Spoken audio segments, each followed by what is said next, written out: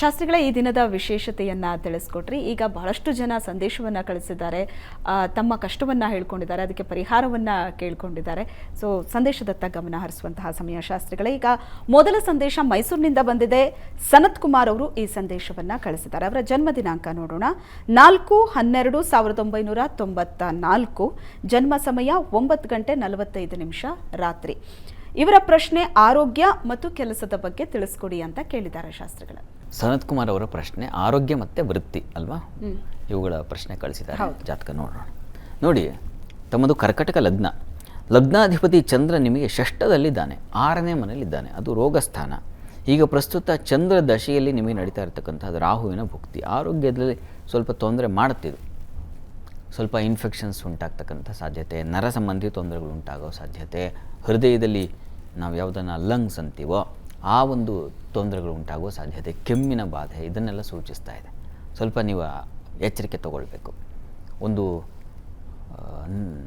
ಬಹಳ ಮುಖ್ಯವಾಗಿ ಚಂದ್ರ ರಾಹು ಶಾಂತಿ ಮಾಡಿದ್ರೆ ತುಂಬ ಒಳ್ಳೆಯದು. ಅಲ್ಲಿ ಕ್ರೂರ ಗ್ರಹ ದಶಾಕಾಲೆ ಶಾಂತಿಂ ಕುರ್ಯಾತ್ ವಿಧಾನತಃ ತತಃ ಶುಭಮು ವಾಪ್ನೋತಿ ಅಂತ ಹೇಳುತ್ತೆ. ಈ ಚಂದ್ರ ರಾಹು ಇಬ್ಬರು ಶತ್ರುಗಳು. ಹೀಗಾಗಿ ಉಗ್ರ ದಶಾಕಾಲದಲ್ಲಿ ಶಾಂತಿಂ ಕುರ್ಯಾತ್, ಶಾಂತಿಯನ್ನು ಹೇಳಿದೆ. ಗ್ರಹ ಶಾಂತಿ ಮಾಡಿಸಿದ್ರೆ ತುಂಬ ಒಳ್ಳೆಯದು ಆರೋಗ್ಯದ ದೃಷ್ಟಿಯಿಂದ. ಅದನ್ನು ಸಾಧ್ಯವಾದರೆ ಮಾಡಿಸಿ. ಇನ್ನು ವೃತ್ತಿ ಬಗ್ಗೆ ಕೇಳಿದ್ದೀರಿ. ನೋಡಿ, ಜೂನ್ ನಂತರದಲ್ಲಿ ನಿಮಗೆ ಗುರುವಿನ ಕಾಲ ಪ್ರಾರಂಭ ಆಗುತ್ತೆ. ಆತ ಭಾಗ್ಯಾಧಿಪತಿ ನಿಮಗೆ. ಹೀಗಾಗಿ ಅಲ್ಲಿಂದ ಅನುಕೂಲ ಆಗುತ್ತೆ. ಜೂನಿಂದ ವೃತ್ತಿಯಲ್ಲಿ ನಿಮಗೆ ಅನುಕೂಲ ಕಾಣಲಿಕ್ಕೆ ಅವಕಾಶ ಇದೆ. ಹೀಗಾಗಿ ಆತಂಕ ಬೇಡ. ಜೂನ್ವರೆಗೆ ಸ್ವಲ್ಪ ತಾಳ್ಮೆ ಬೇಕು. ಆರೋಗ್ಯದ ಕಡೆ ಗಮನ ಕೊಡಿ. ಒಳ್ಳೆಯದಾಗಲಿ. ಧನ್ಯವಾದಗಳು ಸನತ್ ಕುಮಾರ್ ಅವರೇ. ಈಗ ಮುಂದಿನ ಸಂದೇಶ ಮೈಸೂರಿನಿಂದ ದಿಲೀಪ್ ಕುಮಾರ್ ಕಳಿಸಿದ್ದಾರೆ. ಇವರ ಜನ್ಮ ದಿನಾಂಕ ನೋಡೋಣ. 7/5/1994, ಜನ್ಮ ಸಮಯ ರಾತ್ರಿ 10 ಗಂಟೆ. ಇವರ ಪ್ರಶ್ನೆ ಹಣಕಾಸು, ಆರೋಗ್ಯ, ಕೆಲಸ ಮತ್ತು ಮದುವೆ ಇವುಗಳ ಬಗ್ಗೆ ತಿಳಿಸ್ಕೊಡಿ ಅಂತ ಕೇಳಿದ್ದಾರೆ ಶಾಸ್ತ್ರಿಗಳ. ದಿಲೀಪ್ ಕುಮಾರ್ ಅವರ ಪ್ರಶ್ನೆ, ಅವರು ಜೀವನಕ್ಕೆ ಏನೇನು ಅಗತ್ಯ ಇದೆ ಎಲ್ಲ ಕೇಳ್ಬಿಟ್ಟಿದ್ದಾರೆ. ಜಾತಕ ನೋಡೋಣ. ನೋಡಿ, ತಮ್ಮದು ಧನುರ್ಲಗ್ನ. ಈಗ ಪ್ರಸ್ತುತ ನಿಮಗೆ ಶುಕ್ರ ದಶೆಯಲ್ಲಿ ಈಗ ನಡೀತಾ ಇರತಕ್ಕಂಥದ್ದು ಗುರುವಿನ ಭುಕ್ತಿ ನಡೀತಾ ಇದೆ. ನೋಡಿಪ್ಪ, ನಿಮ್ಮ ಜಾತಕದಲ್ಲಿ ಲಗ್ನಾಧಿಪತಿಯಾಗಿರ್ತಕ್ಕಂಥ ಗುರು ಲಾಭದಲ್ಲಿದ್ದಾನೆ. ಒಳ್ಳೆಯದು, ಲಾಭದ ಗುರು ಒಳ್ಳೆಯದು. ಅದು ಶುಕ್ರನ ಮನೆ, ಶತ್ರು ಕ್ಷೇತ್ರ. ಗುರುವಿಗೆ ಗುರು ಶುಕ್ರ ಇಬ್ಬರು ಶತ್ರುಗಳು. ಈಗಷ್ಟೇ ಹೇಳಿದೆ, ಚಂದ್ರರಾಹು ನಡೀತಾ ಇತ್ತು, ಅಲ್ಲೂ ಶತ್ರುತ್ವ ಇದೆ, ಇಲ್ಲೂ ಶತ್ರುತ್ವ ಇದೆ. ಹೀಗಾಗಿ ಅದೃಷ್ಟವಶಾತ್ ಶುಕ್ರ ಸ್ವಕ್ಷೇತ್ರದಲ್ಲಿದ್ದಾನೆ, ಗುರು ಲಾಭದಲ್ಲಿದ್ದಾನೆ. ಇದೆಲ್ಲ ಸ್ವಲ್ಪ ಒಳ್ಳೆಯದು. ಮತ್ತು ಶುಭ ಗ್ರಹಗಳು ಬೇರೆ, ತೊಂದರೆ ಇಲ್ಲ. ಹೀಗಾಗಿ ಆದರೆ ಇದಕ್ಕೆ ಪರಿಹಾರ ಏನಪ್ಪ? ನಿಮಗೆ ತೊಂದರೆ ಇದೆ, ಹಾಗಾಗಿನೇ ಸಂದೇಶ ಹಾಕಿದ್ದೀರಾ. ಹೀಗಾಗಿ ಈಗ ಈ ದಶಾಕಾಲದಲ್ಲಿ ನಾವು ಸ್ವಲ್ಪ ಎಚ್ಚರಿಕೆ ತಗೋಬೇಕಾಗುತ್ತೆ. ಗುರುಚರಿತ್ರೆ ಪಾರಾಯಣ ತುಂಬ ಸಹಾಯವಾಗುತ್ತೆ. ನೀವು ಕೇಳಿದ್ದೀರಲ್ಲ, ಯಾವಾಗ ನನಗೆ ಹಣಕಾಸು ಸರಿ ಹೋಗುತ್ತೆ, ಯಾವಾಗ ಕೆಲಸ ಸರಿ ಹೋಗುತ್ತೆ, ಯಾವಾಗ ವಿವಾಹ ಇತ್ಯಾದಿ ಎಲ್ಲ ಕೇಳಿದ್ದೀರಾ. ಹೀಗಾಗಿ ಈ ಎಲ್ಲ ಪ್ರಶ್ನೆಗಳಿಗೂ, ಎಲ್ಲ ಸಮಸ್ಯೆಗಳಿಗೂ ಒಂದೇ ಉತ್ತರ, ಒಂದೇ ಪರಿಹಾರ, ಗುರುಚರಿತ್ರೆ ಪಾರಾಯಣ ಮಾಡಿಸ್ತಕ್ಕಂಥದ್ದು, ಶ್ರದ್ಧೆಯಿಂದ ಗುರು ಸೇವೆಯನ್ನು ಮಾಡ್ತಕ್ಕಂಥದ್ದು. ಇಬ್ಬರೂ ಗುರುಗಳೇ, ಒಬ್ಬ ದೈತ್ಯ ಗುರು, ಒಬ್ಬ ದೇವಗುರು.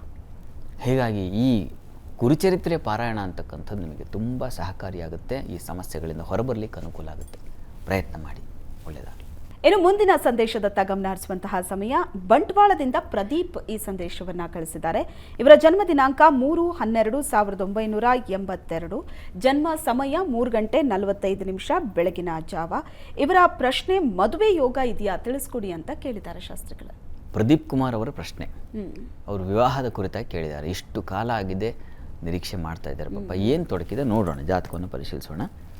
ನೋಡಿ, ತಮ್ಮದು ತುಲಾ ಲಗ್ನ. ಲಗ್ನದಿಂದ ಸಪ್ತಮಾಧಿಪತಿ ಜಾತಕದಲ್ಲಿ ಬಲಿಷ್ಠನಾಗಿದ್ದಾನೆ. ಅವನು ವರ್ಗೋತ್ತಮದಲ್ಲಿ ಬೇರೆ ಇದ್ದಾನೆ. ಅಂದರೆ ಶಾಸ್ತ್ರದಲ್ಲಿ ಇಂತಿಂಥ ಭಾಗದಲ್ಲಿ ಇಂತಿಂಥ ಗ್ರಹಗಳಿದ್ದರೆ ಅದು ಹೆಚ್ಚಿನ ಬಲ ಅನ್ನೋದನ್ನು ಸೂಚಿಸುತ್ತೆ. ಆದರೆ ನಿಮ್ಮ ಜಾತಕದಲ್ಲಿ ಈಗ ನಡೀತಾ ಇರ್ತಕ್ಕಂಥ ಕಾಲ ಶನಿ ದಶೆಯಲ್ಲಿ ಈಗ ನಡೀತಾ ಇರ್ತಕ್ಕಂಥದ್ದು. ರಾಹು ಇನ್ನೇನು 14ನೇ ತಾರೀಕು ಕಳೆದೋಗಿ ಈಗ ಗುರು ಪ್ರಾರಂಭ. ಶನಿ ದಶೆಯಲ್ಲಿ ಗುರುವಿನ ಭುಕ್ತಿ ಪ್ರಾರಂಭವಾಗಿದೆ. ಗುರು ನಿಮಗೆ ಷಷ್ಠಾಧಿಪತಿ ಹೌದು, ತೃತೀಯಾಧಿಪತಿಯೂ ಹೌದು. ಇರಲಿ, ಯಾಕೆ ಆಗಲಿಲ್ಲ ಅಂತಕ್ಕಂಥದ್ದು ಪ್ರಶ್ನೆ ಬರುತ್ತೆ. ಚೆನ್ನಾಗಿದ್ದಾರಲ್ಲ, ಯಾಕೆ ಆಗಲಿಲ್ಲ ಅಂತ. ಒಂದು, ಸಪ್ತಮಕ್ಕೆ ಕುಜನ ದೃಷ್ಟಿ, ಸಪ್ತಮಕ್ಕೆ ಶನೈಶ್ಚರನ ದೃಷ್ಟಿ.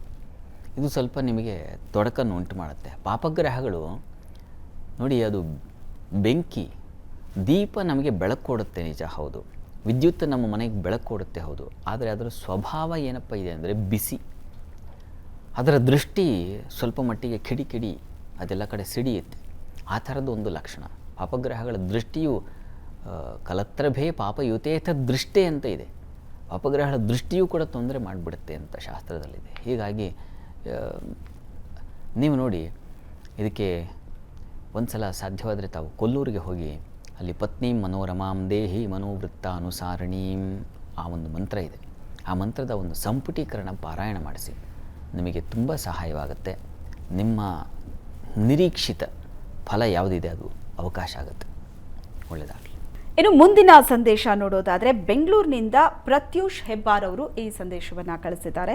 ಇವರ ಜನ್ಮ ದಿನಾಂಕ 29/5/2000, ಜನ್ಮ ಸಮಯ 11:44 ರಾತ್ರಿ.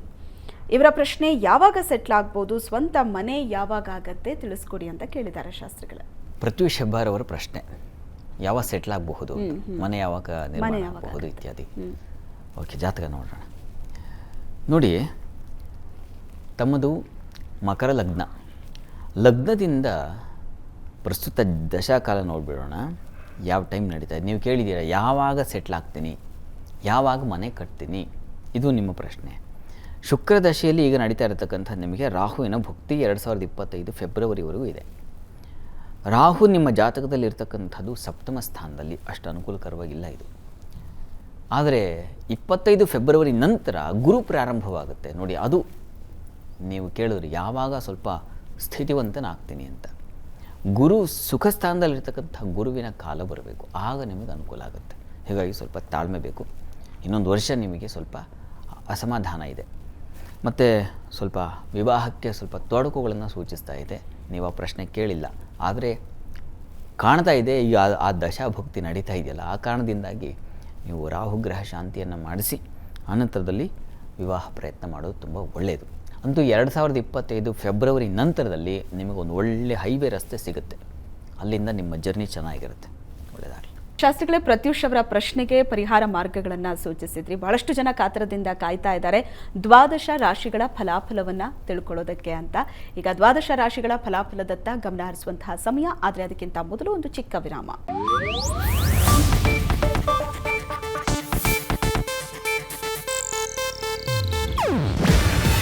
ಇದು ಏಷ್ಯಾನೆಟ್ ನ್ಯೂಸ್ ನೆಟ್ವರ್ಕ್ ಪ್ರಸ್ತುತಿ.